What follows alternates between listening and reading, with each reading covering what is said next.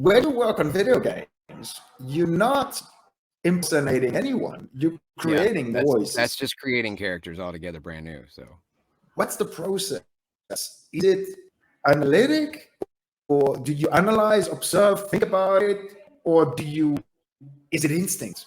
Does it just come it's just acting. The only specific things for a video game is that you have to do it slower. And it took me a long time to figure that out. As you can listen to me talking, I give out a lot of information very quickly. In fact, this is me at a low gear.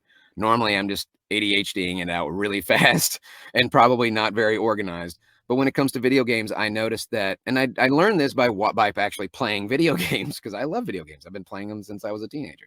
So I noticed that they need the voice to be slow enough to keep up with the subtitles, because some people either can't hear or they can't understand it in their language because it hasn't been dubbed into their language. So in order to be able to keep up with how long it takes somebody to read it, they have to read it that slowly to make it fit. So I had to just give it almost an unnatural speed to it.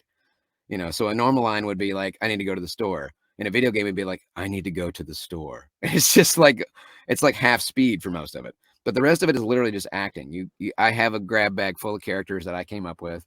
And it's funny that I'm talking about video games, because creating a character is literally like the character creation screen in a video game. They give you a basic body, and then you decide the skin color, you decide the eye color, the hairstyle, the outfit.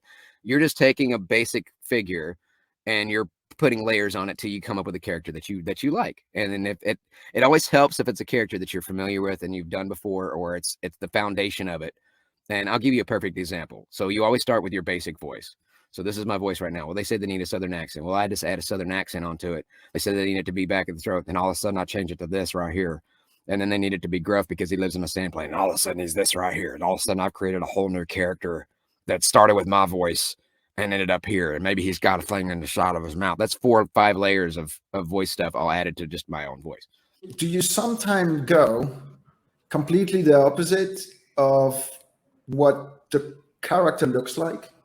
And what absolutely maybe the director, producer would have in the auditioning process? Absolutely. Because with auditions, you haven't booked the job yet. So you have to have fun. I mean, look, auditioning is like 90% of the job.